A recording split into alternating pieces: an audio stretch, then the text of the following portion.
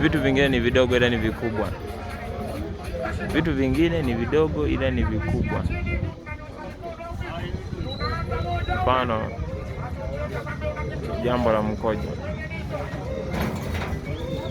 Mkojo bwana una mambo ya ajabu na unaweza kukuaibisha usipokuwa makini.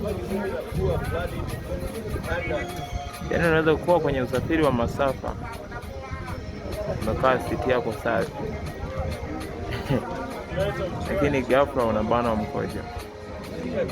Mkojo wenyewe nao kubana sasa, na sio kwamba una ugonjwa labda tuseme UTI au nini.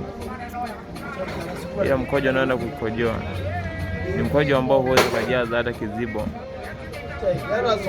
Yaani maanisha kwamba kizibo hata kisodo unaweza usijaze.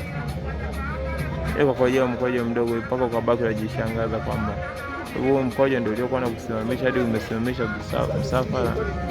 Hiyo kwa kuwa ni siri yako, hiyo itabaki siri, itabidi tu ujicheleweshe. Asanteni sana.